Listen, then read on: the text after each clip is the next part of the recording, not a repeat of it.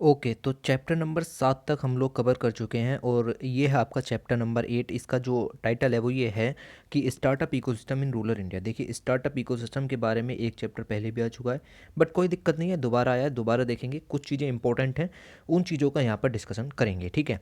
Rural India के ऊपर ही पूरी मैगजीन थी, इसलिए पूरी मैगजीन हम डिस्कस कर चुके हैं लगभग। रूरल स्टार्टअप से लेकर के women entrepreneurship in the rural sector भी हमने कवर कर लिया है।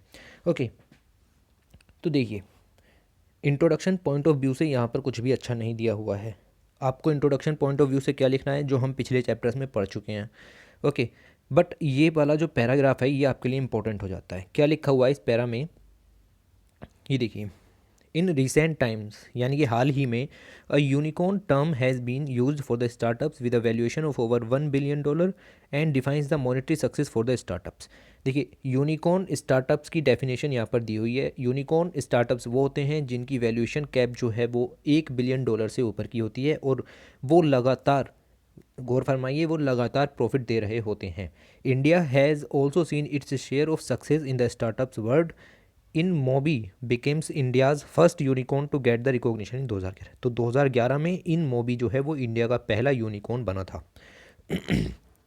ओके, और तब से लेकर के इंडिया जो है वो चौथे स्थान पर है पूरी दुनिया में, जो कि यूनिकॉर्न्स को प्रोड्यूस करता है। मतलब दुनिया में सबसे ज़्यादा यूनिकॉर्न्स चौथे नंबर पर इंडिया के अंदर हैं। Even in the pandemic India has added 6 new unicorns to the list. और 6 नए यूनिकॉर्न भी इंडिया की लिस्ट में शामिल हुए हैं even in the pandemic season, ठीक है। ओके, विद रेजर पे बीइंग द लेटेस्ट एडिशन, ये सबसे नया है। इसके बाद अगर आप गौर फरमाएं तो 25 नवंबर 2020 को 10 नए यूनिकॉर्न इंडिया की लिस्ट में ऐड हुए हैं, उसमें अन अकेडमी का नाम भी है। ओके, तो इस तरह के यूनिकॉर्न्स ऐड होते रहे हैं और इंडिया 4th नंबर पर वेरी करता है। ऑल राइट, तो ये पैरा आपको पता होना चाहिए यूनिकॉर्न के बारे में, स्टार्टअप के बारे में लिखिए, ठीक है, इस तरह की चीज़ों को। ओके, अब इसमें ये भी दिया हुआ है कि इंडिया की पॉपुलेशन बढ़ती चली जा रही है, 1.3 बिलियन है, 1.4 भी होगी। तो इन सबको एम्प्लॉयमेंट देना है, इसके लिए रूरल स्टार्टअप्स को बढ़ाना पड़ेगा, उनके लिए इकोसिस्टम क्रिएट करना पड़ेगा। ओके, इस चैप्टर के अंदर और कुछ काम का देखिए क्या है। मैं इस चैप्टर के अंदर की सारी चीज़ें आपको पहले ही पढ़ा चुका हूँ। अब मैं दिखाता हूँ कि मैं क्या पढ़ा चुका हूँ, ठीक है। ये हम आपको पहले ही पढ़ा चुके हैं कि रूरल सेक्टर में कितने परसेंट लोगों के पास फ़ोन है, कितने लोग इंटरनेट पेनिट्रेशन जो है वो जानते हैं, ठीक है। मैं ये भी बता चुका हूँ कि .com की शुरुआत इंडिया में 1995 में हुई थी, तभी से स्टार्टअप्स की शुरुआत हुई है। और राइट, फिर ये देखिए, in India startup ecosystem has evolve to a great extent in the last decade. अच्छा, आपने बेंगलोर का नाम सुना होगा। बेंगलोर को कहते हैं सिलिकॉन वैली ऑफ इंडिया। जैसे सिलिकॉन वैली कैलिफोर्निया में है, उस तरह की सिलिकॉन वैली इंडिया में बेंगलोर को कहा जाता है। मुंबई, दिल्ली, हैदराबाद ये भी अपने आप में काफ़ी बड़े हैं, but silicon valley of India कहा जाता है बेंगलुरु को। यानी कि इकोसिस्टम तो है बट ब्रॉड लेवल पर नहीं है। However it is important to understand that the ecosystem has many stake holders, first among is the course being the government which provide various enablers for creating an aspirational ecosystem, universities where research work is being taken. तो कुल मिलाकर के कहने का मतलब ये है कि एक इकोसिस्टम को प्रोवाइड करने में बहुत सारे स्टेक होल्डर्स की ज़रूरत होती है। ओके, देखिए, स्किल वर्कफोर्स वो अपने आप में स्टेक होल्डर्स है, लेकिन सबसे ज़्यादा जो इंपॉर्टेंट है वो है गवर्नमेंट, ठीक है। गवर्नमेंट का सपोर्ट यहाँ पर बहुत ज़्यादा ज़रूरी होता है, क्योंकि वो क्रिएट करती है एस्पिरेशनल इको सिस्टम। और राइट, ओके, इसके बाद आप सीधे यहाँ पर आइए। देखिए, इसी के रिगार्डिंग मैं आपको और क्या पढ़ा चुका हूँ। मैं आपको ये देखिए, अटल इनोवेशन मिशन के बारे में पूरी जानकारी दे चुका हूँ कि इसके अंदर इंक्यूबेशन सेंटर्स होते हैं, अटल टिंकरिंग लैब होती है, ठीक है। ये सब क्या होते हैं इनके बारे में बताया। कम्युनिटी प्रोग्राम्स क्या होते हैं अटल इनोवेशन मिशन के तहत, नीति आयोग के अंदर ये है। और राइट, इसके बारे में बता चुका। और ये देखिए, मैंने आपको बताया था कि सीड फंडिंग क्या होती है। सीड फंडिंग के बारे में बताया था कि इनिशियल प्रोसेस में, जब स्टार्टअप अपनी इनिशियल प्रोसीडिंग में होता है, तब यहाँ पर सीड फंडिंग दी जाती है। और उस सीड फंडिंग के लिए जो फंडिंग देने वाला बंदा होता है उसको या तो कुछ प्रॉफिट चाहिए होता है या फिर स्टार्टअप में शेयरिंग चाहिए होती है। ओके, तो वो प्रॉफिट मोटिव से ही स्टार्टअप में इन्वेस्टमेंट करता है और उसको ग्रो करने में मदद करता है। ये होती है सीड फंडिंग। इसके बारे में हम पहले भी जो है वो डिस्कस कर चुके हैं। उसके बाद ये देखिए, the startup has recently awarded the biotechnology ignite grants for the biotechnology industry research assistance council, department of biotechnology, government of India for the proof of concept that is focus to enhance the animal health. तो इस तरह की grants भी हम यहाँ biotechnology के क्षेत्र में दे रहे हैं। बायोटेक्नोलॉजी में अगर स्टार्टअप खुलता है तो इस तरह की ग्रांट इंडिया जो है वो प्रोवाइड करता है। ओके, ये सब कुछ आपको नहीं पढ़ना, ऑप्शनल वाले बंदे पढ़ें, आप लोगों के लिए ज़रूरी नहीं है, ठीक है, ना ही ये ज़रूरी है क्योंकि हम काफ़ी कुछ पढ़ चुके हैं, ठीक है, इतना सब कुछ हमें नहीं पढ़ना होता। अच्छा, ये लाइन आप लिख सकते हैं अपने कंक्लूज़न में या फिर अपने एस्से के शुरू में। क्या?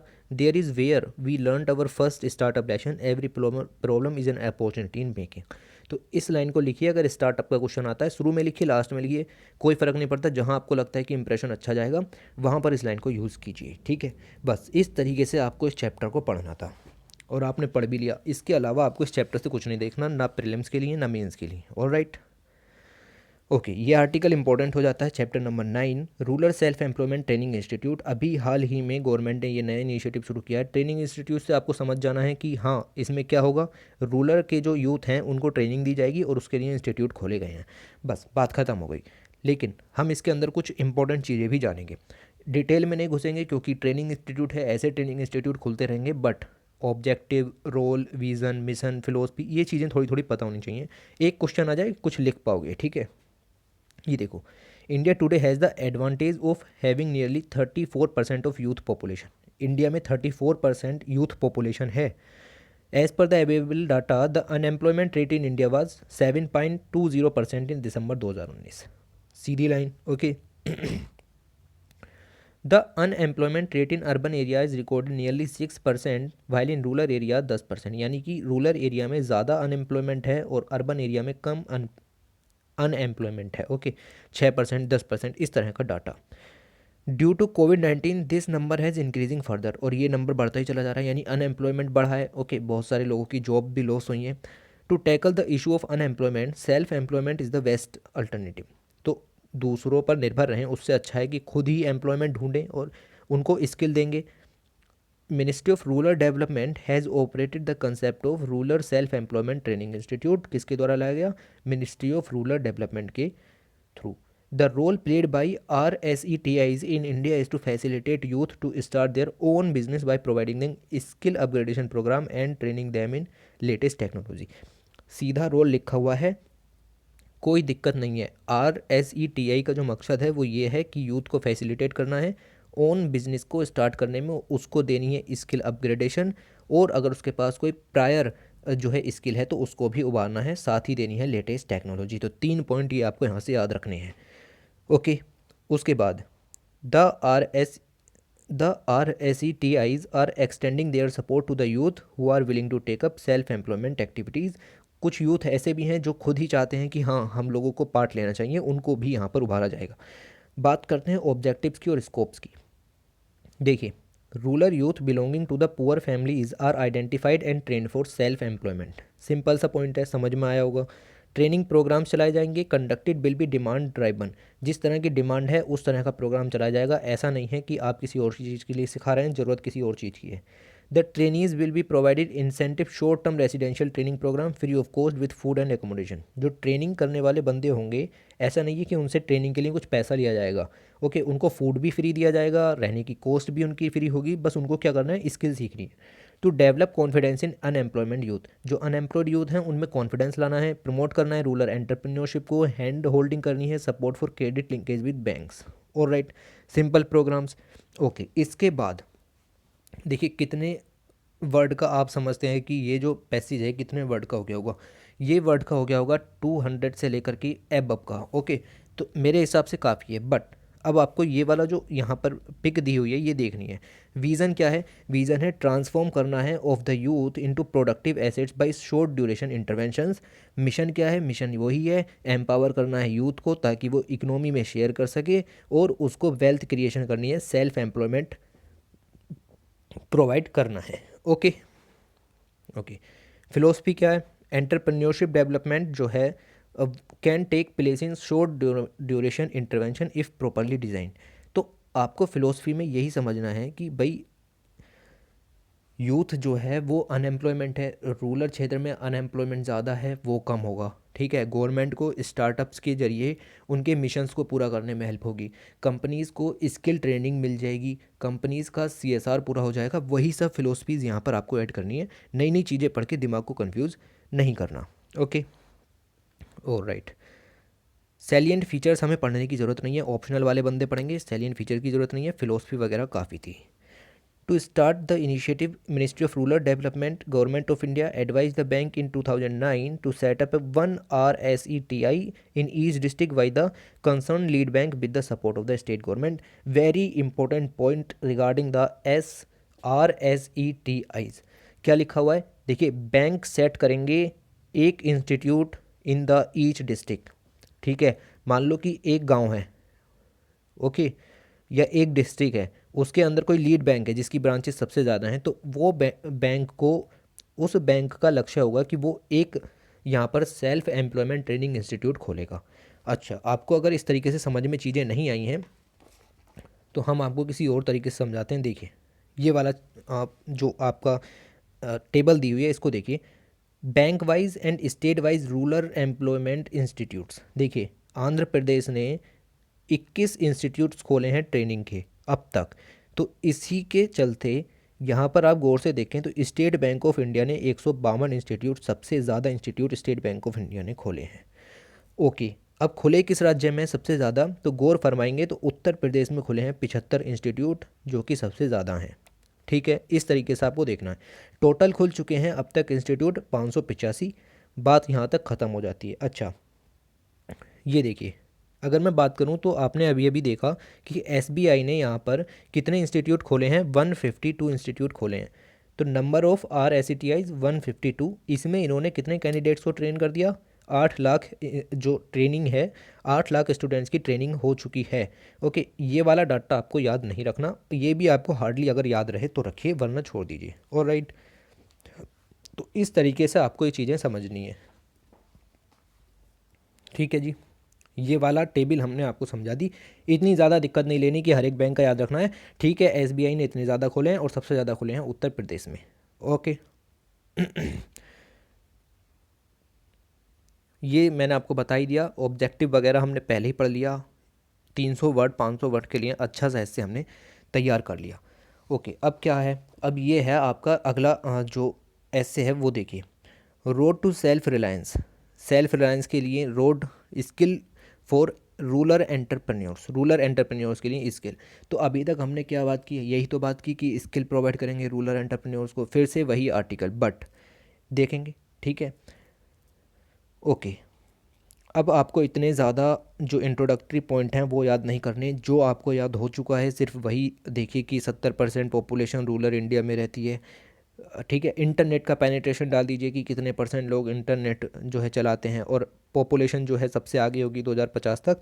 बाकी आपको यहाँ पर कुछ नहीं देखना, ये आपका इंट्रोडक्शन अब आपको याद हो गया होगा।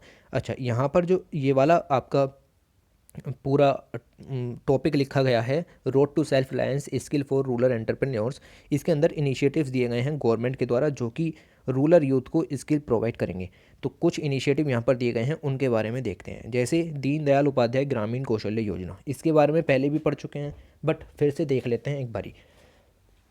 ओके, तो नरेंद्र मोदी गवर्नमेंट ने ये योजना शुरू की थी। has been emphasizing of rural livelihood enhancement program that have the potential to improve skill development and employment opportunities for rural youth। ये हो गया इसका ऑब्जेक्टिव। क्या ऑब्जेक्टिव हो गया, पोटेंशियल स्किल डेवलपमेंट करना है, साथ में employment opportunities for rural youth, rural youth को एम्प्लॉयमेंट अपॉर्चुनिटीज़ प्रोवाइड करनी है।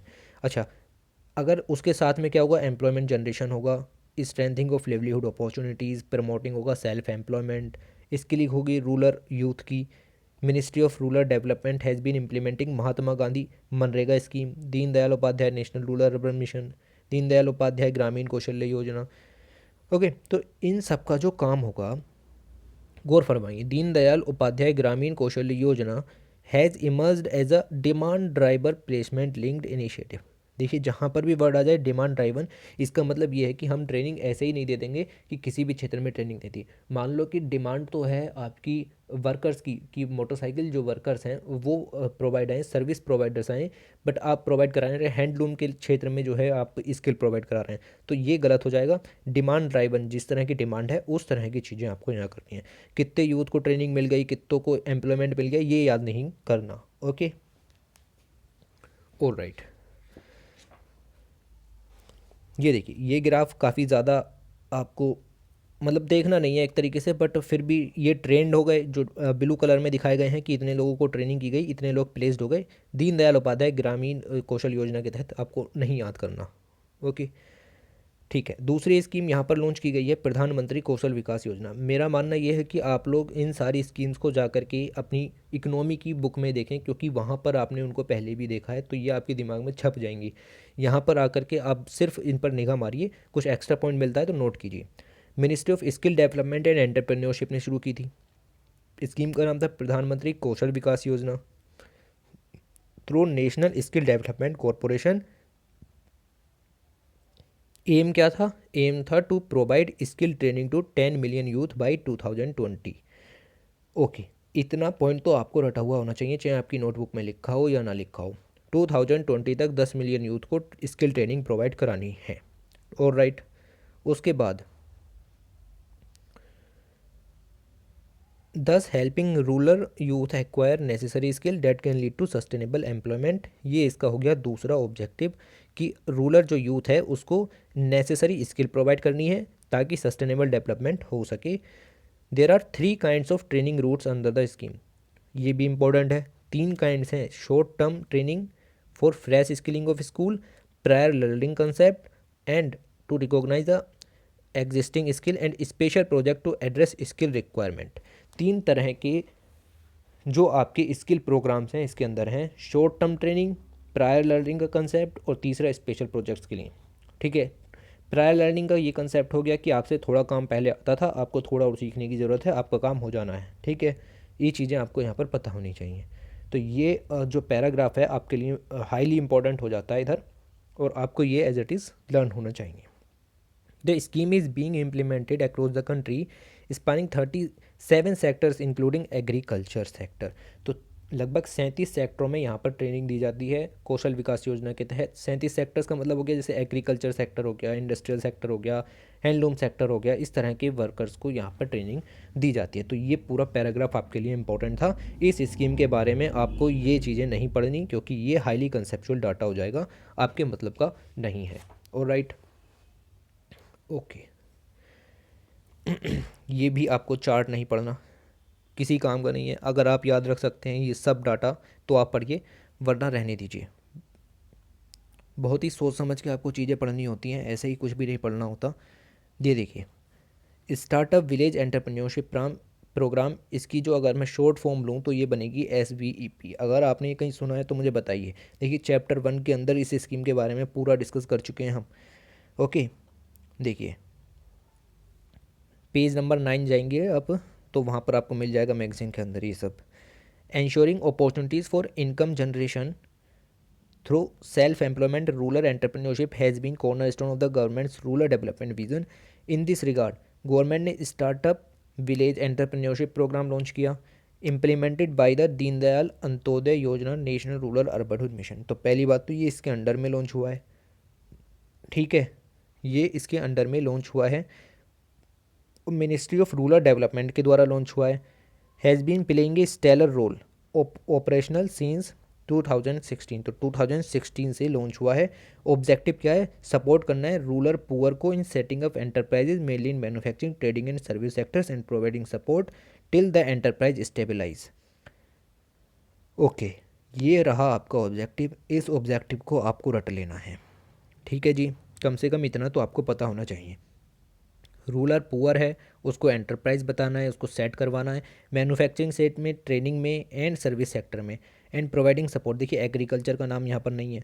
ठीक है, तो इन चीज़ों पर गौर फरमाते हुए चलिए, एग्रीकल्चर का नाम यहाँ पर नहीं है। ओके, बाकी अगर आपको जानना है इस स्कीम के बारे में आप पहले चैप्टर पे जाइए और पेज नंबर 9 पर आपको ये चीज़ें शायद मिल जाएंगी। ओके, वहाँ थोड़ली हमने इन चीज़ों को डिस्कस किया है। अच्छा, अगला जो प्रोग्राम है वो ये है प्रधानमंत्री एम्प्लॉयमेंट जनरेशन प्रोग्राम। इसको जाकर के अपनी नोटबुक में देखिए, prime minister's employment generation programme ये इम्प्लीमेंट किया गया है Khadi and village industrial commission, बहुत ही इंपॉर्टेंट है, रूरल डेवलपमेंट मिनिस्ट्री मत लगाइएगा, which aims to generate self employment opportunities through establishment of micro enterprises for non farm sector. तो ये पॉइंट इंपॉर्टेंट है इधर, फॉर नॉन फार्म सेक्टर के लिए आपका prime minister employment generation programme है। इसके अंदर आपको क्रेडिट लिंक सब्सिडी प्रोग्राम भी मिल जाएगा of the government of India. Any individual above 18 year of age is eligible to avail benefit. ये पॉइंट भी आपके लिए इंपॉर्टेंट है। 3 पॉइंट यहाँ पर आपको मिलते हैं कि क्रेडिट लिंक सब्सिडी प्रोग्राम भी है और 18 साल से ऊपर का कोई भी व्यक्ति है उसके लिए यहाँ पर ये बेनिफिट ले सकता है। फिर कहूँगा कि जाकर के अपनी बुक में ही देखिए, ये सब डाटा आपको याद रखने की ज़रूरत नहीं कि कितने लोगों को ट्रेनिंग मिल चुकी है अब तक। या मीनवाइल रोजगार युक्त गांव एक नया कंपोनेंट आया है खादी विकास योजना के अंदर, has been introduce to create an additional 12,500 direct employment opportunities in 50 villages. तो 50 विलेजों के अंदर which were deprived of opportunities and sustainable livelihood support systems in addition to spinning out secondary and ancillary opportunities of employment in a wider sense. तो कुल मिलाकर कहने का मतलब यह है कि रोजगार युक्त गांव के नाम से एक कॉन्सेप्ट लाया गया है। 12,500 डायरेक्ट एम्प्लॉयमेंट अपॉर्चुनिटीज़ लॉन्च की जाएंगी 50 विलेजों के अंदर। ओके, ऑलराइट, ये देखिए rural self employment and training institute, अभी अभी इसके ऊपर हमने पूरा डिस्कस किया। इसका ऑब्जेक्टिव 6 ऑब्जेक्टिव वहाँ पर दिए हुए थे, इसका विज़न, इसकी फ़िलोसफी, एसबीआई ने कितने इंस्टीट्यूट खोले, सबसे ज़्यादा इंस्टीट्यूट उत्तर प्रदेश में है। यहाँ पर हम इसको नहीं पढ़ेंगे जब इसके ऊपर पूरा चैप्टर ही हम पढ़ चुके हैं। पेज नंबर 44 पर इसके बारे में पूरा चैप्टर दिया हुआ है। ऑलराइट, फर्दर क्या देखेंगे, प्रधानमंत्री वंधन योजना, वेरी इंपॉर्टेंट योजना, आपकी नोटबुक में भी लिखी हुई होगी। सेल्फ हेल्प ग्रुप के बारे में आपने सुना होगा, ये बहुत ही ज़्यादा इंपॉर्टेंट रोल प्ले करते हैं in helping rural youth, specially tribal youth. गौर फरमाइए, स्पेशली ट्राइबल यूथ। वन धन, यहाँ पर आपको नाम से पता होना चाहिए कि ट्राइबल यूथ के लिए ये मेनली वर्क करते हैं और वुमेन भी यहाँ पर सपोर्टेड रहती हैं। ये उनको सेल्फ रिलायंट बनाते हैं, उनको इकोनॉमिक इंडिपेंडेंस दिखाते हैं, ठीक है, कि किस तरीके से आप अच्छा कर सकते हैं। वन धन स्टार्टअप एस्टेब्लिश होंगे प्रधानमंत्री वन धन योजना के तहत, इनिशिएटेड बाय ट्राइफेड। ट्राइफेड के फुल फॉर्म पता होनी चाहिए, लिखिएगा पेपर में, tribal cooperative marketing development federation of India limited. ये वर्क करती है मिनिस्ट्री ऑफ ट्राइबल अफेयर्स के अंदर और मेनली वर्क करती है ट्राइबल्स के लिए, ठीक है। तो इतनी चीज़ें आपको पता होनी चाहिए।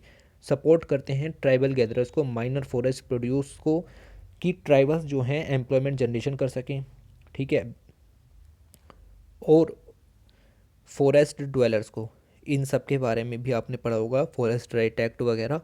And also the home bound labour and artisans, तो इन लोगों की ये लोग मदद करते हैं जो कि बेसिकली डिपेंड होते हैं माइनर फॉरेस्ट प्रोड्यूस पर या फिर ट्राइबल एरियाज़ के अंदर। ओके, और राइट, इसके अलावा क्या दिया हुआ है, ये स्कीम स्टार्ट हुई थी 2019 में, यानी कि करंट अफेयर का टॉपिक है वंदन योजना स्कीम।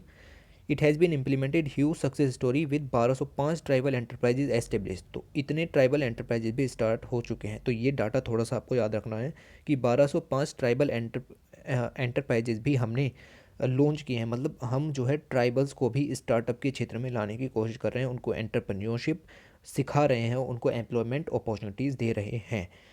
ये आपको इतना भी याद नहीं करना, बस आप थोड़ा सा डाटा याद रखिए और आपका काम यहाँ पर हो जाएगा। इससे हमें क्या होगा, इससे हमें गो वोकल फॉर लोकल में भी हेल्प मिलेगी, ठीक है।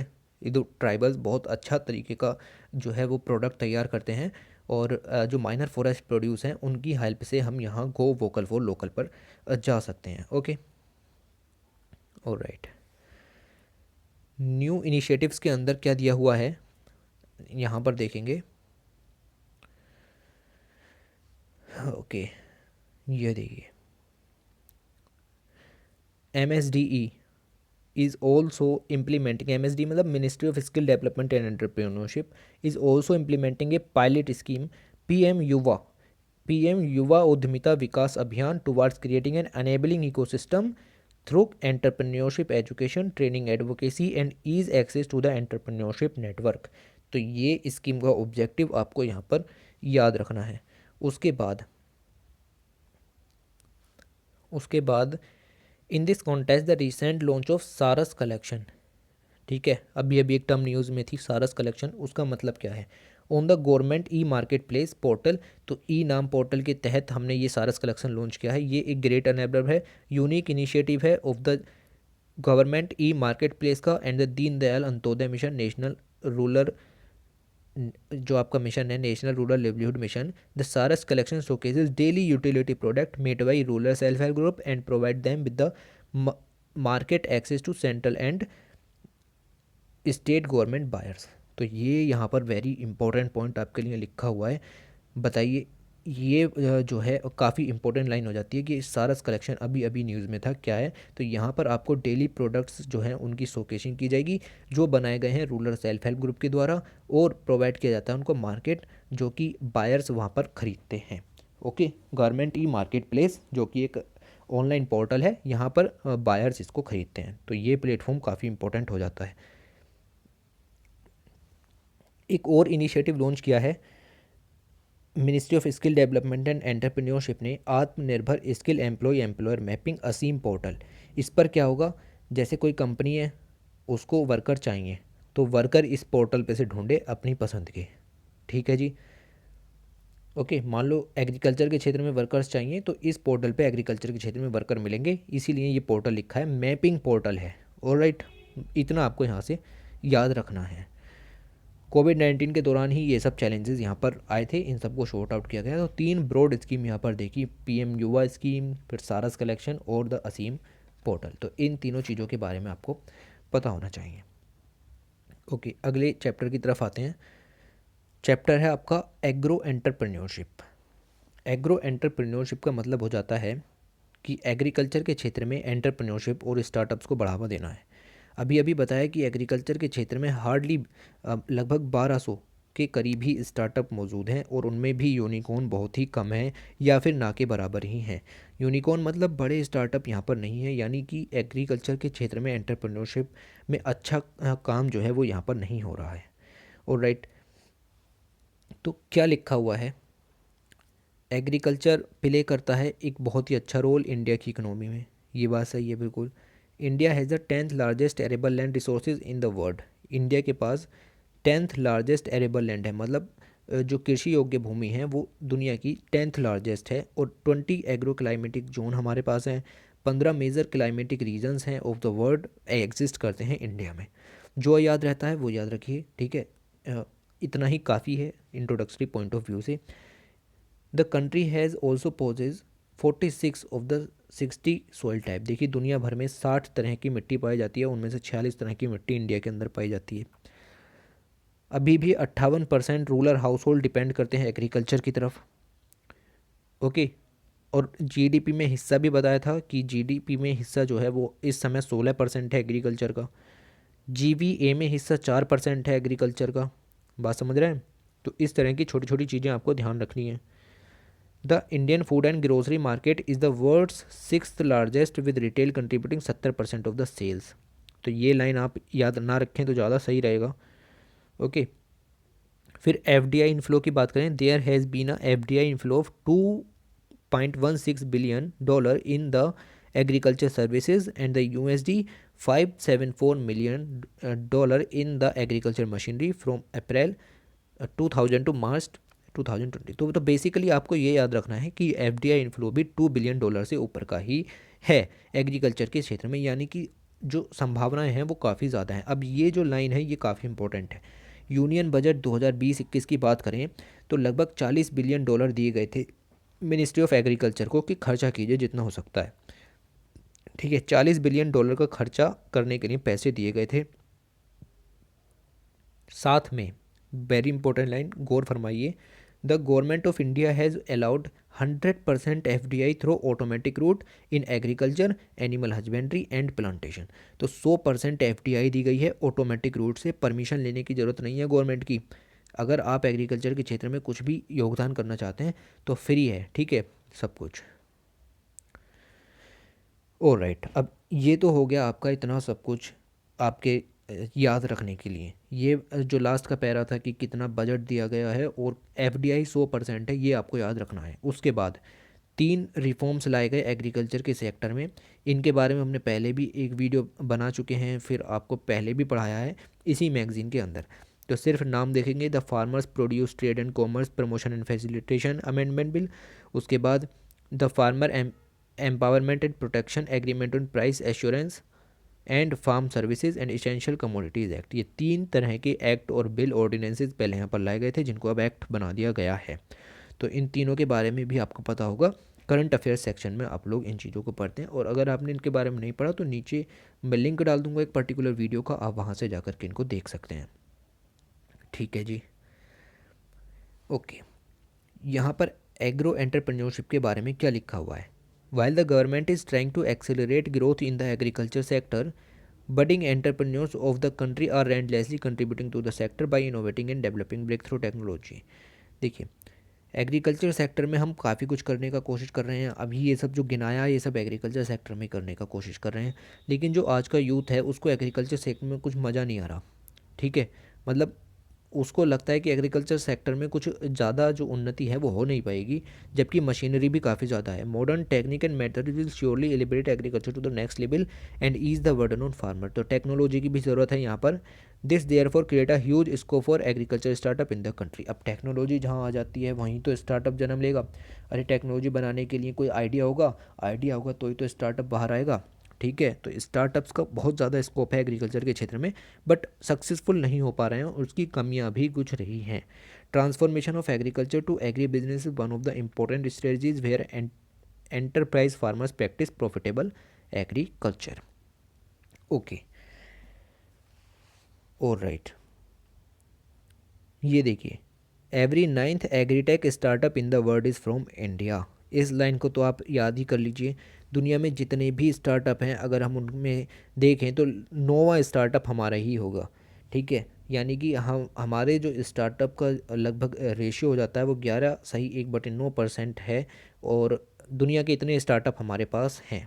ठीक है, 9th नंबर पर हमारा स्टार्टअप आता है अगर हम गिनने की कोशिश करें। Indian startup ecosystem has agri-tech startup was a rise. Less than 5 global agri-tech companies ventured in India as compared to more than 25 Indian agri-tech companies with a global presence. No need to learn it. Okay, याद करने की कोई ज़रूरत नहीं है, बहुत कुछ है याद करने के लिए। ऐसी छोटी चीज़ें याद करके कोई फ़ायदा नहीं होगा। अपॉर्चुनिटीज़ क्या हैं, मतलब किस तरीके से एग्रो एंटरप्रेन्योरशिप को बढ़ावा दिया जा सकता है।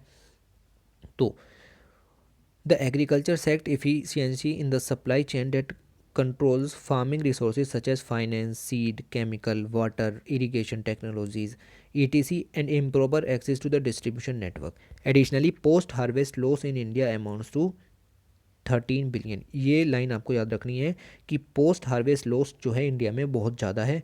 पोस्ट हार्वेस्ट लॉस को कम करा जा सकता है कोल्ड चेन वगैरह बना करके। Cold chain, warehouses, monitoring solutions, market linkages resolve. देखिए, मैंने एक स्टार्टअप शुरू किया 5 लोगों के साथ मिलकर के। मैंने कहा हम फार्मर्स को प्रोवाइड करेंगे कोल्ड चेन फैसिलिटीज़। उनकी जो जब वो फसल अपनी काट लेंगे तो फसल काटने के बाद हम उनको स्टोर करने के लिए स्टोरेज हाउस प्रोवाइड कराएंगे बहुत ही कम रेट पर। ठीक है, तो उससे क्या होगा, पोस्ट हार्वेस्ट लॉस जो 13 बिलियन डॉलर का है ये घट करके लगभग 2 बिलियन डॉलर का भी हो सकता है और उससे कम का भी हो सकता है। तो स्टार्टअप इसको कहते हैं। इस तरीके से उसने उसकी हेल्प कर दी। और राइट, तो ये आपके दिमाग में छपा होना चाहिए ये सब चीज़ें। ओके, एक प्रॉब्लम इंडिया के साथ ये भी है। पहली बात तो हमारे पास एडिक्वेट इरिगेशन फैसिलिटीज़ भी नहीं है भी तो हम कन्वेंशनल तरीके अपनाते हैं। ड्रिप इरिगेशन वगैरह की जो टेक्निक हैं वो हमारे पास नहीं है। फिर हमें अपनानी चाहिए प्रिसीजन एग्रीकल्चर, स्मार्ट एग्रीकल्चर। उन सब के बारे में भी हमने पिछली योजना मैगजीन्स में डिस्कस भी किया है। वाटर एंड इरिगेशन के नाम से जो मैगजीन आई थी उसमें हमने डिस्कस किया है। एक और प्रॉब्लम ये है कि इंडिया में जो फार्म लैंड है वो बहुत ज़्यादा फ्रेगमेंटेड है, मतलब छोटे छोटे टुकड़े हैं। 1 हेक्टेयर के 70% टुकड़े हैं हमारे पास, 2 हेक्टेयर के हैं फिर। ठीक है, यानी बड़ा फार्म नहीं है, टुकड़े होकर के जो इनहेरेंटली बांट दिए जाते हैं अपने बेटों में, उस तरह के टुकड़े यहाँ पर देखने को मिलते हैं। 1 हेक्टेयर के छोटे छोटे टुकड़े हैं तो उन पर मशीनरी चलाने का भी कोई फ़ायदा नहीं होता। एक दिक्कत ये है। एग्रीकल्चर सेक्टर में 50% से ज़्यादा इंडियन वर्कफोर्स अभी भी लगी हुई है। इनडायरेक्टली और द डायरेक्टली एग्रीकल्चर सेक्टर में सिर्फ फसल नहीं आती। देखिए, डेयरी आती है, फिर एनिमल रेयरिंग आती है, वेजिटेबल्स है, फ्रूट्स हैं, ये सब सब एग्रीकल्चर सेक्टर में ही काउंट होते हैं। इसका जो हिस्सा है वो 18% है, 16 से 18% लिखिए, 18% लिखिए, कोई फ़र्क नहीं पड़ता, बट ये घटा है 26% से लेकर के, जो कि 1990 में था। ठीक है, तो अब कितना है, लगभग 18%, 16%, और जीडीपी में इसका हिस्सा कम है। एक प्रॉब्लम ये है। अगली प्रॉब्लम, इंडिया जो रैंक करता है among the top countries in food processing, India की रैंक अच्छी है। By 2024 the sector will employ 9 million individuals. तो एग्रीकल्चर सेक्टर में 9 मिलियन इंडिविजुअल्स देखने को मिलेंगे 2024 तक। The organise sector of food processing has only 60% share. ये आपको याद नहीं रखना है। ओके, इतना आपको यहाँ से याद रखना है। ओके, स्टार्टअप इस इंडिया स्कीम के बारे में पहले भी बता चुके हैं। इन्वेस्ट इंडिया के साथ मिलकर फ्लैगशिप इनिशिएटिव था DPIIT का गवर्नमेंट ऑफ इंडिया के अंदर, 2016 में स्टार्ट की गई थी। कई बार पढ़ा चुके हैं हम इस चीज़ के बारे में। ऑलराइट, ओके, तो करना क्या चाहते हैं, बेसिकली हम स्ट्रॉन्ग इकोसिस्टम क्रिएट करना चाहते हैं ताकि रूरल एंटरप्रेन्योरशिप को अच्छे से बढ़ावा मिले। ग्रोथ करना चाहते हैं स्टार्टअप बिजनेसेस की एग्रीकल्चर के क्षेत्र में और भी बहुत सारे क्षेत्रों में। ऑलराइट, तो इस स्कीम के बारे में आपको बार बार ज़्यादा कुछ नहीं पढ़ना। ये आपको पता है कि 2016 में शुरू की गई थी, इस स्कीम को प्रधानमंत्री ने शुरू किया था। ऑलराइट, उसके बाद ये डाटा आपको नहीं पढ़ना है, कितने स्टार्टअप खुल चुके हैं, कितने % लोग को एम्प्लॉयमेंट मिल चुका है, इस स्कीम के अंदर आपको ये सब नहीं पढ़ना। ओके, हमने मोटिवेशन के लिए कि एग्रीकल्चर के क्षेत्र में जो नए यूथ हैं, रूरल यूथ हैं, वो और ज़्यादा आएँ, हमने एग्रीकल्चर ग्रांट चैलेंज शुरू किया। हमने नेशनल स्टार्टअप अवार्ड्स देने शुरू किए स्टार्टअप्स को, कि देखिए हमने अवार्ड दिया है, मोटिवेशन मिलेगा, इंस्पिरेशन मिलेगी, ज़्यादा से ज़्यादा स्टार्टअप यहाँ पर खुलेंगे। इन 2 अवार्ड्स के बारे में यहाँ पर थोरली डिस्कस किया गया। एग्रीकल्चर ग्रांट चैलेंज, ठीक है, क्यों दिया जाता है, इतना जानना आपके लिए ज़रूरी है। तो एग्रीकल्चर ग्रांट चैलेंज जो शुरू किया गया था to promote entrepreneurship and enhance collaboration among the ecosystem enablers and builders. तो सिंपल सी लाइन यहाँ पर लिखी हुई है, एंटरप्रेन्योरशिप को बढ़ावा देना है और इकोसिस्टम जो लोग क्रिएट करते हैं एग्रीकल्चर के क्षेत्र में या कुछ इकोसिस्टम को बिल्ड करते हैं, उन लोगों के बीच कोलेबोरेशंस को बढ़ाना है। ठीक है, मिनिस्ट्री ऑफ एग्रीकल्चर ने शुरू किया स्टार्टअप इंडिया के साथ मिलकर के agriculture grant challenge in December 2017, wherein 12 pre-identified problem statements were noted for speaking solution for the startups। देखिए क्या करते हैं ना कि एग्रीकल्चर के क्षेत्र में 12 प्रॉब्लम्स को नोट करते हैं, 12 प्रॉब्लम्स को नोट किया जाएगा कि एग्रीकल्चर के क्षेत्र में 12 कौन सी प्रॉब्लम आ रही हैं। उन प्रॉब्लम्स का सॉल्यूशन जो स्टार्टअप सबसे अच्छा तरीके से देगा, उसको यहाँ पर ये अवार्ड दिया जाएगा। इतना आपको यहाँ से याद रखना है। अगली बात, दूसरा अवार्ड है national startup award.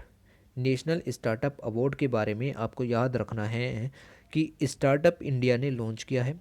National startup award 2020 in December 2019 में दिया गया था, with an aim to recognise and reward outstanding startups and ecosystem enablers that are building innovative products and solutions and scalable enterprise with high potential of employment generation, wealth creation and demonstrating measurable social impact, and 12 sector in total identified in which startups are thriving। Okay, कुल मिलाकर के आपको क्या देखना है, कुल मिलाकर के ये देखना है कि स्टार्टअप इंडिया ने शुरू किया है और जो लोग अच्छा कर रहे हैं स्टार्टअप के क्षेत्र में, आउटस्टैंडिंग परफॉर्मेंस दिखा रहे हैं, उन लोगों को ये अवार्ड दिया जाएगा। सेम जो है वो तरीका है। Out of the 12 identified sector, agriculture was one of the priority sector in which 150 applications were received across the 4 categories. अब इतना भी डिटेल में नहीं घुसना है इस अवार्ड के अंदर। कुल मिलाकर के यही याद रखना है कि 12 जो सेक्टर हैं, 12 सेक्टर यहाँ पर लिए जाते हैं, उनमें एग्रीकल्चर सेक्टर भी इन्वॉल्व है। तो इसके थ्रू यहाँ पर एग्रीकल्चर के स्टार्टअप में बढ़ोतरी देखने को मिलेगी। और राइट, अवार्ड दिया जाता है 4 कैटेगरीज़ के अंदर इन एग्रीकल्चर सेक्टर में भी, और इसके आगे आपको इसमें कुछ ज़्यादा देखने की ज़रूरत नहीं है। कैश प्राइस 5 लाख रुपए दिए जाते हैं अंडर द ईच कैटेगरी। तो 4 कैटेगरी हैं, टोटल 20 लाख रुपए का प्राइज़ यहाँ पर दिया जाएगा। अगर ईच कैटेगरी में देखें तो 5 लाख रुपए का prize under the national startup award आपको दिया जाएगा। और राइट, सेंट्रल स्कीम की बात करें तो ये यहाँ पर इम्पोर्टेंट है, RKVY रफ्तार। ओके, ये स्कीम लॉन्च की है सेंट्रल गवर्नमेंट ने। Government of India is rejuvenating the technology and business development into a agriculture ecosystem and is catering specifically to the need and modalities for agro business promotion and entrepreneurship. ठीक है, पहले इस scheme का नाम समझिए। राष्ट्रीय कृषि विकास योजना RKVY रफ्तार स्कीम लॉन्च की गई। 2007 में स्कीम लॉन्च की गई। अम्ब्रेला स्कीम है for ensuring the holistic development of agriculture and allied sector by allowing states to choose their agriculture and allied sector development activities as per the district and state agriculture plan। तो पहली बात तो आपको यही समझना है कि कृषि यानी कि सिर्फ एग्रीकल्चर क्षेत्र के डेवलपमेंट के लिए ये स्कीम लॉन्च की गई है, या फिर उससे जुड़े हुए क्षेत्रों के लिए जैसे कि dairy production, animal rearing, fruit vegetable production, इन चीज़ों के लिए इसको लॉन्च किया गया है। और स्टेट्स को अलाउ किया जाएगा कि वो अपना एग्रीकल्चर और अपनी एलाइड सेक्टर की एक्टिविटीज़ को ढूंढें।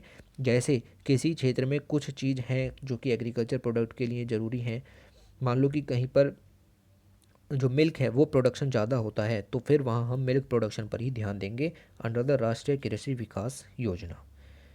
Okay, the scheme provide state with the flexibility and autonomy for selection. जैसा कि अभी बताया कि हमारे यहाँ पर ज़्यादा अच्छा क्या होता है, तो वो आप सेलेक्ट कीजिए, उसके ऊपर प्लानिंग कीजिए, प्रोजेक्ट का एग्जीक्यूशन कीजिए, उसकी नीड देखिए, प्रायोरिटीज़ देखिए, एग्रो क्लाइमेटिक रिक्वायरमेंट देखिए, उसके हिसाब से इस स्कीम को लॉन्च कीजिए।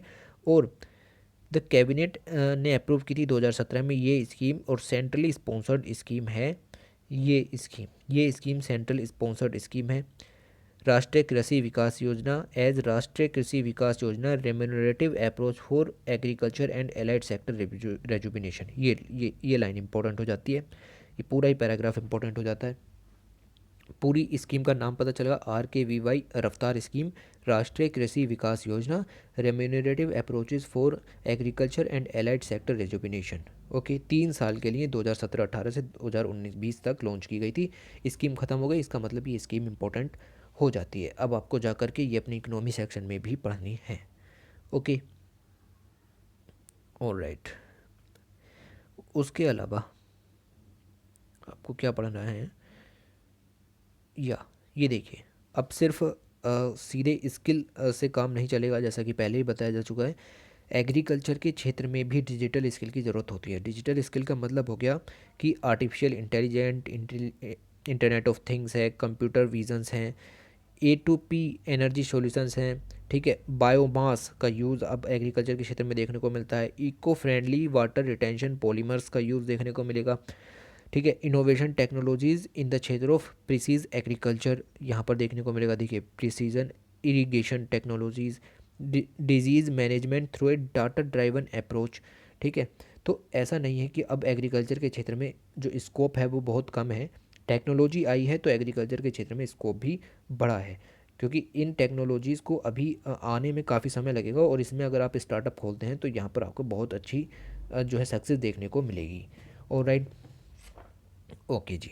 इसके अलावा यहाँ पर कुछ स्टेट स्कीम्स भी हैं जो कि स्टेट्स ने पर्टिकुलरली लॉन्च किए हैं, जैसे महा एग्रीटेक स्कीम महाराष्ट्र की सरकार ने लॉन्च किया है। ये सब आपको छोटी छोटी स्कीम देखने की ज़रूरत नहीं है जब इतनी बड़ी स्कीम्स हमने यहाँ पर देख ली। Alright, conclusion point of view से आपके पास काफ़ी कुछ है कि इससे आत्मनिर्भर भारत को बढ़ोतरी मिलेगी, अनएम्प्लॉयमेंट कम होगा, कंपनीज़ को फ़ायदा होगा, स्किल लेवल प्रोवाइड होगी, रूरल एंटरप्रेन्योरशिप को बढ़ावा मिलेगा, इंटरनेट का पेनिट्रेशन बढ़ेगा, और बहुत सारी चीज़ें अब आपको पता चल गई। अब आपको ये देखने की ज़रूरत नहीं है। ऑलराइट, आते हैं अगले आर्टिकल की तरफ। आर्टिकल कह रहा है start local for go global.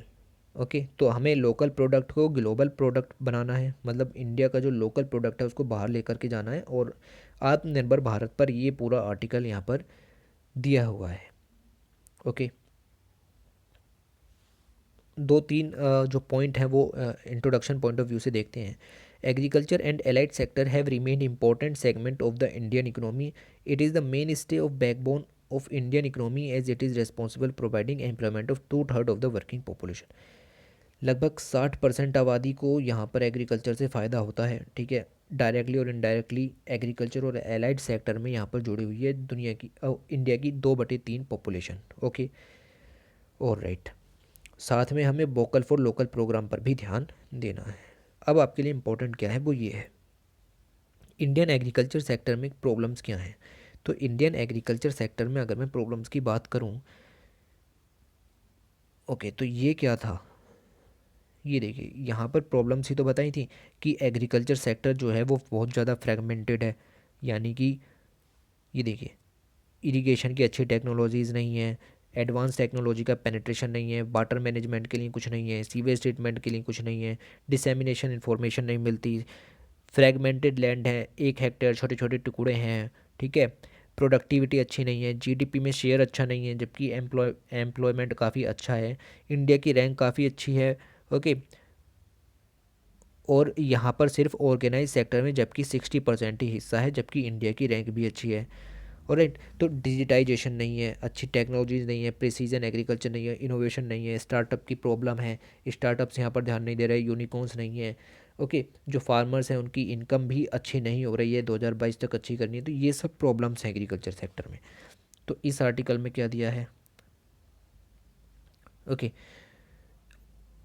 ये देखिए यहाँ पर फिर से यही दिया है कि जीबीए में कितना हिस्सा है, जीडीपी में कितना हिस्सा है। अभी तो बताया कि जीडीपी में 18% हिस्सा है, जीबीए में 4% हिस्सा है, तो बार बार पढ़ना ज़रूरी है? नहीं ज़रूरी है, काट दीजिए इसको यहाँ से, ओके। और राइट, ये सब भी नहीं पढ़ना कि जीडीपी में कितना हिस्सा कम हुआ कितना ज़्यादा हुआ, बस आपको पता होना चाहिए, क्या पॉइंट पता होना चाहिए कि 1990 में आपका जीडीपी में हिस्सा था लगभग 26%, और 2019-20 में जाकर के ये हिस्सा हो गया 16 से 18%, कहीं पर 16%, कहीं पर 18%। तो बेसिकली आपको इस तरीके से लिखना है, इतना पॉइंट आपको याद रखना है, ओके। तो प्रॉब्लम्स भी हमने बताई। इसके रिगार्डिंग यहाँ पर आपका ये देखिए कि गवर्नमेंट क्या कर रही है, रिसेंट गवर्नमेंट पॉलिसीज़, हालांकि हमने ये भी देख लिया है बट हम इसको देखेंगे, ये इम्पोर्टेंट है। रिसेंट गवर्नमेंट पॉलिसीज़, गवर्नमेंट क्या कर रही है इनकम के क्षेत्र में, क्या है। There is no doubt that government has initiated many reforms. PM Kisan scheme के बारे में भी यहाँ पर दे दिया, तो क्या हो जाती है, इम्पोर्टेंट हो जाती है। क्या इम्पोर्टेंट है इसमें, पीएम किसान जो स्कीम है, इसकी अगर मैं फुल फॉर्म देखूँ तो हो गई किसान सम्मान निधि, प्रधानमंत्री किसान Samman Nidhi. Small and marginal farmers के लिए है ये, ठीक है, स्मॉल एंड मार्जिनल फार्मर्स के लिए ये स्कीम है। इसमें क्या दिया जाएगा, 6,000 रुपये पर ईयर दिए जाएंगे 3 इक्वल इंस्टॉलमेंट में। इनकम दी जाएगी 2-2 हज़ार रुपये के 3 इंस्टॉलमेंट, यहाँ पर 6,000 रुपये पूरे साल में दिए जाएंगे। However according to draft estimate, देखिए 6,000 रुपये क्यों दे रहे हैं, ताकि जो फार्मर है वो वाटर, इरिगेशन, यूरिया, इन सब का खर्चा कर सके। बट ऐसा पता चला है रिपोर्ट से कि 6,000 रुपये से कहीं ज़्यादा रुपए खर्च हो जाते हैं एक फार्मर के इन चीज़ों को लेने में, और 6,000 रुपये से कुछ फ़र्क नहीं पड़ने वाला एक फार्मर के ऊपर। बट ये सब एकदम पेसिमिस्टिक बातें हो गई, ठीक है। ऑप्टिमिस्टिक बातों की तरफ जाएं तो इतना भी सपोर्ट काफ़ी है, ठीक है, कुछ तो दे रही है, ना देने से तो सही है। Further there is no provision for landless labourers, इसके अंदर प्रोविज़न ये भी था कि कुछ आपके पास लैंड होनी चाहिए तभी आपको यहाँ पर कुछ मिलेगा, ठीक है। लैंडलेस लेबरर्स 14 करोड़ यहाँ पर जो हैं ऐसे लेबरर्स हैं, ऐसी वर्कफोर्स है जिसके पास कोई ज़मीन नहीं है बट उसे पैसे की ज़रूरत है। तो ये सिर्फ फार्मर्स को मिलेगी जिनके पास कुछ हेक्टेयर ज़मीन है, शायद 2 हेक्टेयर की ज़मीन है, कंफर्म नहीं है, आप लोग जाकर के अपनी नोटबुक के अंदर देखिए, ओके। गवर्नमेंट का ये भी विज़न है कि 2022 तक फार्मर्स की इनकम को दुगना करना है, और उसी के चलते यहाँ पर ये 6,000 रुपये दिए जा रहे हैं। हालांकि कम है, कोई दिक्कत नहीं है, बट चाहते हैं कि गवर्नमेंट की जो ये 2022 तक की स्कीम है ये पूरी हो सके। और राइट, इंफ्रास्ट्रक्चर के अंदर क्या आ जाता है, इंफ्रास्ट्रक्चर के अंदर आ जाता है agriculture infrastructure fund, 1 lakh crore रुपए का। इसके बारे में भी कई बार डिस्कस कर चुके हैं। फार्मर प्रोड्यूसर ऑर्गेनाइजेशंस खोली जाएंगी 10,000। 1 लाख करोड़ रुपए में कोल्ड चेन्स का निर्माण किया जाएगा, स्टोरेज फैसिलिटीज़ बनाई जाएंगी, पोस्ट हार्वेस्ट मैनेजमेंट के लिए एसिड बनाई जाएंगी, स्टोरेज स्ट्रक्चर्स बनाए जाएंगे, इंफ्रास्ट्रक्चर बनाया जाएगा, क्लस्टर बेस्ड अप्रोच यहाँ पर अपनाई गई है। ये सब चीज़ें हम बार बार डिस्कस कर चुके हैं और पिछले 5 महीनों से इन्हीं चीज़ों को डिस्कस कर रहे हैं, अब इनको डिस्कस करने से कोई फ़ायदा नहीं है। फिर entrepreneurial activity augmenting the startup culture as part of the rural bio entrepreneurship department of biotechnologies initiative. तो बायोटेक्नोलॉजी के क्षेत्र में जैसे कि किस तरीके से आप यूज़ कर सकते हैं बायो फर्टिलाइज़र एग्रीकल्चर के क्षेत्र में, बायो फर्टिलाइज़र या फिर और तकनीकें होती हैं केमिकल को ख़त्म करके ऑर्गेनिक फार्मिंग किस तरीके से की जाए, वो सब बायोटेक्नोलॉजी के अंदर आ जाता है। तो डिपार्टमेंट ऑफ बायोटेक्नोलॉजी ने ये इनिशिएटिव शुरू किया है of rural bio resource complex in aspirational districts of Indian biotechnology innovation and technology is appreciable. तो इस तरह का एक इनिशिएटिव शुरू किया है, रूरल बायो रिसोर्स कॉम्प्लेक्स खोले गए हैं एस्पिरेशनल डिस्ट्रिक्ट्स में, ठीक है। हालांकि ये सब याद करने की ज़रूरत नहीं है, बट फिर भी आपको पता होना चाहिए कि क्या चीज़ चल रही है। बायोटिक एंड एबायोटिक स्ट्रेस को कम करना है। बायोटिक स्ट्रेस का मतलब हो गया कि जिस जो जो नेचुरल होते हैं उन चीज़ों को कम करना है, और एबायोटिक का मतलब ये हो गया कि जैसे स्ट्रेस है, पानी का स्ट्रेस है, इरिगेशन है, यूरिया का स्ट्रेस है, उन चीज़ों को भी कम करना है। तो इस तरह का प्रोग्राम यहाँ पर खोला गया है। स्किल प्रोग्रामिंग के बारे में हम पूरी मैगज़ीन पढ़ चुके हैं, अब ये छोटे से टॉपिक से हमें कुछ फालतू ज्ञान नहीं मिल जाएगा। ओके। माइग्रेंट लेबरर्स के लिए क्या करें? कोविड-19 में रिवर्स माइग्रेशन बहुत ज़्यादा देखने को मिला, उनके लिए क्या किया जाए? तो सबसे अच्छा ये है कि आप इसको अगर नहीं भी जानते हैं तो आप ये लिखें। पहले तो ये देखिए, 2011 के सेंसस के हिसाब से हमारे पास 140 मिलियन माइग्रेंट्स हैं, ठीक है। And most of them are involve in informal sector like construction, brick kilns, stone requires. इतना लिखिए।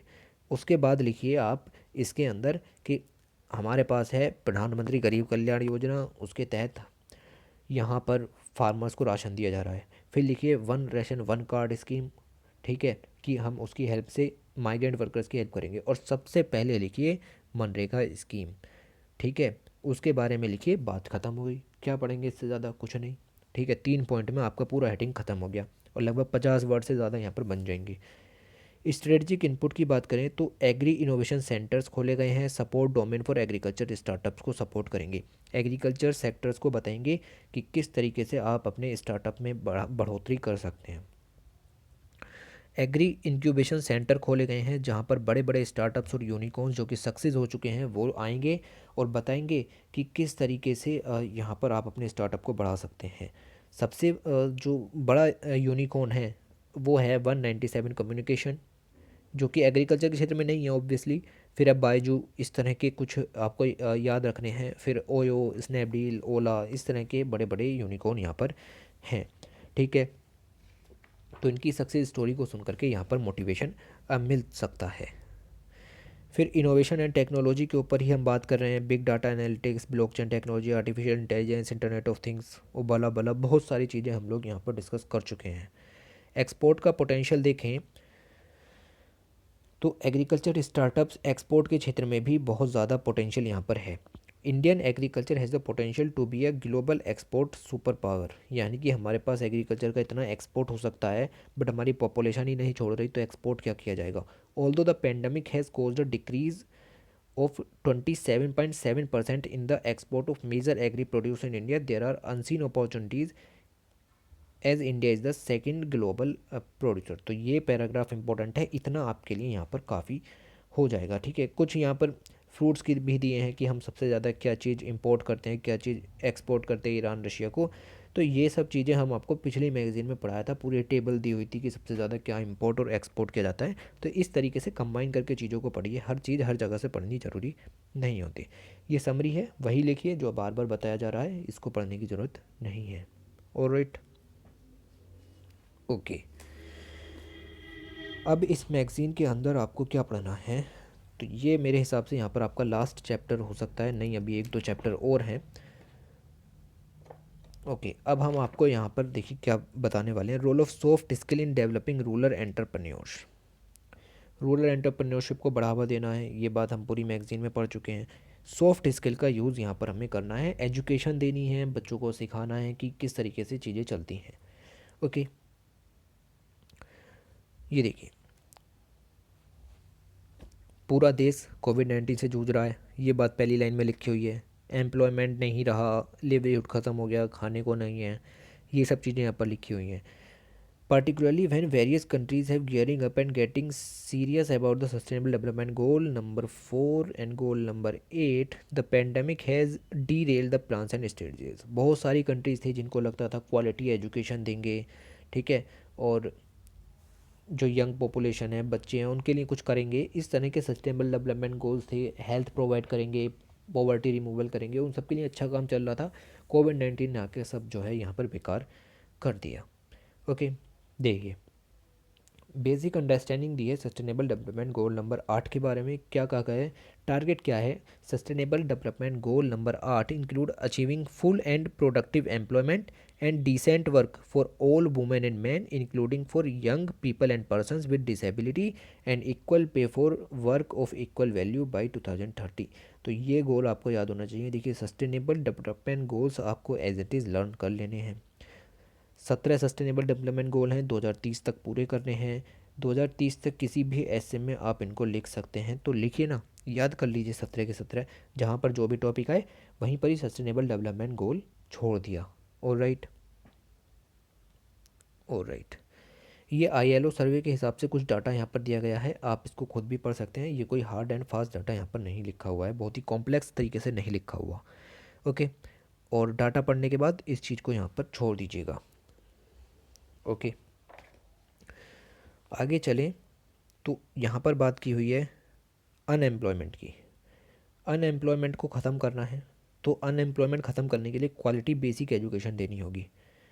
क्वालिटी बेसिक एजुकेशन कवर करती है सस्टेनेबल डेवलपमेंट गोल नंबर 4।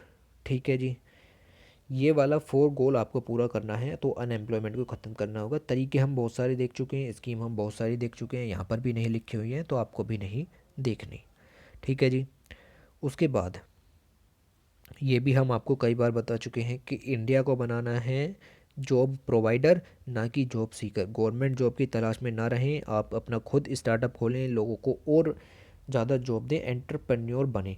ठीक है, तो इस चीज़ की यहाँ पर चीज़ें चल रही हैं। उसके बाद ट्रांसफॉर्म करना है यूथ का कि वो वेजेस टू सेल्फ एम्प्लॉयमेंट हो, वो किसी वेज पर निर्भर न रहे कि डेली वेजेस पर निर्भर है, वो खुद एम्प्लॉयमेंट जनरेशन का काम करे और खुद भी एक स्टार्टअप वगैरह या एंटरप्रेन्योरशिप खोले। उसके लिए कुछ पॉइंट दिए गए हैं। Conduct robust aspiration mapping of the youth and select the deserving ones for development और एंटरप्रेन्योरशिप स्किल।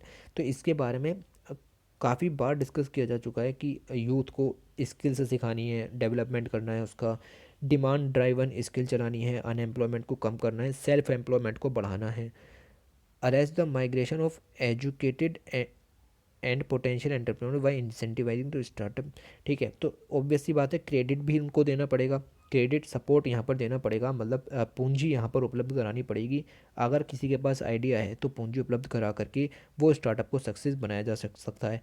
ट्रेनिंग देनी है, क्रिएट करना है बैकवर्ड और फॉरवर्ड के लिए लिंकेज, और साथ में यहाँ पर इंक्यूबेशन सेंटर भी आपको बनाने पड़ेंगे स्टार्टअप की सफलता के लिए। तो ऐसे हज़ारों पॉइंट आपके दिमाग में अब छप चुके होंगे, उनको यूज़ कीजिए, नए पॉइंट पढ़ने से कुछ फ़ायदा नहीं होगा। ओके, सिंपल सी बात है, कम्युनिकेशन स्किल्स उनको अच्छी सिखानी पड़ेगी। ठीक है, उनको बेसिक इंग्लिश आनी चाहिए। ठीक है, तो इस तरह की चीज़ें यहाँ पर हैं गुड कम्युनिकेशन स्किल के अंदर, और ये छोटी छोटी चीज़ें यहाँ पर बार बार रिपीट करके लिखी गई हैं। और फिर से वही चीज़ें कि आर्टिफिशियल इंटेलिजेंस के बारे में उन्हें बताया जाए, एनवायरमेंटल सस्टेनेबिलिटी के बारे में बताया जाए, उन्हें बेसिक हाइजीन की सुविधा दी जाए, इंग्लिश वगैरह सिखाई जाए, बताया जाए कि जो नई टेक्नोलॉजीज़ आ रही हैं जैसे ब्लॉकचेन टेक्नोलॉजी है, या फिर आपकी आर्टिफिशियल इंटेलिजेंस टेक्नोलॉजी है, इंटरनेट ऑफ थिंग्स टेक्नोलॉजी है, इन टेक्नोलॉजीज़ के बारे में उनको बताया जाए कि क्या होता है quantum computing, basic, only basic is sufficient. Okay, तो ये छोटी छोटी चीज़ें यहाँ पर लिखी गई हैं। होलिस्टिक एक डेवलपमेंट आपके दिमाग में यहाँ पर हो चुका होगा इसके रिगार्डिंग। ऑलराइट, ज़्यादा कुछ आपको इसके बारे में देखना नहीं है। ओके, अब ये जो लास्ट आर्टिकल है इसको भी गौर से देख लेते हैं क्या लिखा हुआ है। New horizons of agri entrepreneurs and agro MSMEs। तो यहाँ पर सिर्फ एंटरप्रेन्योर्स की बात नहीं हुई, MSME की भी बात हुई है। MSME की डेफिनेशन अलग होती है और स्टार्टअप की डेफिनेशन अलग होती है। ठीक है जी, ओके, इनमें कंफ्यूज मत होइएगा। तो सबसे पहली बात ये देखिए, प्रधानमंत्री श्री नरेंद्र मोदी जी ने 2020 में ऐसा क्या कह दिया जो यहाँ छप गया, I see startups technology and innovation as exciting and effective instrument for India's transformation. India का ट्रांसफॉर्मेशन हो सकता है तो सिर्फ स्टार्टअप के थ्रू, टेक्नोलॉजीज़ के थ्रू, इनोवेशन के थ्रू और इफ़ेक्टिव इंस्ट्रूमेंट्स के थ्रू। तो ये 3-4 चीज़ें आप लर्न कीजिए, लिखिए, कंक्लूज़न में लिखिए या इंट्रोडक्शन में लिखिए, बीच में लिखिए, नाम मत लिखिए, नरेंद्र मोदी जी ने ये बात कही थी, ठीक है, बस लिखिए कि पीएम ने जो ये बात कही, करंट पीएम ने ये बात कही है। Okay, alright. तो यहाँ पर क्या दिया हुआ है, तो यहाँ पर यही दिया हुआ है कि जीडीपी का एग्रीकल्चर में हिस्सा कितना है। याद रखिए 16 से 18% जीडीपी में हिस्सा है। अलग अलग सोर्सेज से अलग अलग ही डाटा मिलेगा, यहाँ पर 15% लिखा हुआ है, कोई दिक्कत वाली बात नहीं है, बट कम है। ओके, ये चीज़ें आपको यहाँ से देखनी है। ओके, मेन पॉइंट आपको अलग क्या देखना है वो ये है कि एग्री टेक का मतलब क्या होता है। Agri tech, agriculture technology is the application of various technological tools to enhance productivity and profitability in agriculture sector, where the prominent agri tech applications include internet of things, drones, intelligent softwares, pest control, soil analysis, satellite imaginary, monsoon water management, irrigation, light measure technology, heat management, high tech technologies यहाँ पर। तो agriculture technology की परिभाषा यहाँ पर आपको मिल गई। कहने का मतलब ये है कि टेक्नोलॉजी की सहायता से एग्रीकल्चर क्षेत्र में प्रोडक्शन को बढ़ाना, प्रोडक्टिविटी को बढ़ाना, प्रॉफिटेबिलिटी को बढ़ाना, इनकम को बढ़ाना, ये एग्रीकल्चर टेक्नोलॉजीज़ का जो है यहाँ पर फ़ायदा होता है। और टेक्नोलॉजीज़ भी दी हुई हैं। ड्रोन टेक्नोलॉजी कितनी उत्तम टेक्नोलॉजी है, इसके ऊपर क्वेश्चन पूछा भी जा चुका है। ओके, तो इस तरीके से आपको होलिस्टिक एक व्यू लेकर के चलना है। बायोटेक्नोलॉजी का कितना अच्छा यूज़ हो रहा है, नैनो टेक्नोलॉजी का कितना अच्छा यूज़ हो रहा है, ठीक है। इंडिया का डेमोग्राफिक डिविडेंड भी अच्छा है, ठीक है। ये लाइन तो हमने आपको मैगज़ीन शुरू करने से पहले ही बताई थी कि डेमोग्राफिक डिविडेंड के ऊपर तो आपको लाइनें लिखनी ही लिखनी है। और राइट, ओके, उसके बाद agri entrepreneurs and inclusive agri business ecosystem. देखिए बार बार वही नहीं पढ़ना कि 70% जनसंख्या अभी भी उसमें लगी हुई है और इतनी बढ़ जाएगी, इतनी घट जाएगी, बहुत पॉइंट हो गए हैं यार, ठीक है।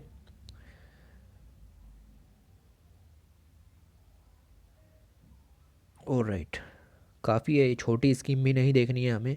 जैसे यहाँ पर स्कीम दी हुई है कि हैदराबाद इंस्टीट्यूट ने ये स्कीम चलाई है, नहीं याद रखना है। जब इतनी बड़ी स्कीम गवर्नमेंट की हमारे पास हैं तो क्यों याद रखें इन छोटी छोटी स्कीम्स को। ओके, ये देखिए, ये देखिए, ये इंपॉर्टेंट हो जाता है। एग्रीकल्चर सेक्टर में आपके पास एंटरप्रेन्योरशिप को बढ़ावा देने के लिए डोमेन बहुत हैं।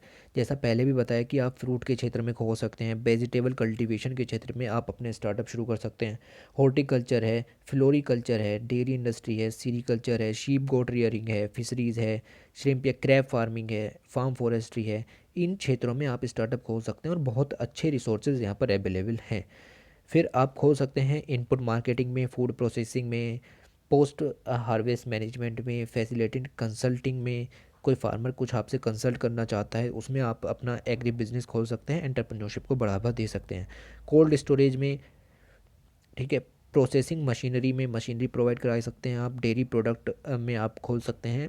Marketing for a few activities, farm level producer service provide कर सकते हैं, इनपुट प्रोड्यूसर हो सकते हैं, प्रोसेसिंग इंडस्ट्री खोल। तो आपके पास यहाँ पर बहुत सारी अपॉर्चुनिटीज़ हैं कि किस क्षेत्र में आपको स्टार्टअप खोलना चाहिए अपनी सुविधा के हिसाब से, जिसमें आप अच्छा कर सकते हैं। तो इतने रिसोर्सेज यहाँ पर आपके पास हैं, किसी में भी खोलिए सक्सेस मिलेगा आपको। और राइट, तो इस तरीके की ज़रूरत यहाँ पर है। और राइट, इसमें आपको और क्या पढ़ना है, इसके बारे में भी हम डिस्कस कर चुके हैं। एग्री जो गवर्नमेंट के इनिशिएटिव हैं वो भी हमने काफ़ी सारी स्कीम्स यहाँ पर देखी, अवार्ड्स भी देखे। Agri entrepreneurs and agri business incubators, तो इंक्यूबेटर्स के बारे में भी हमने आपको बताया कि बहुत ज़्यादा ज़रूरत है यहाँ पर। जो बड़ी कंपनीज जो सक्सेस हो चुकी हैं या फिर यूनिकॉर्न्स हैं, वो आकर के बताते हैं कि किस तरह की आप चीज़ें यहाँ पर कर सकते हैं। और राइट, रफ्तार स्कीम के बारे में भी पढ़ा, राष्ट्रीय कृषि विकास योजना के बारे में यहाँ पर पढ़ने की ज़रूरत नहीं है।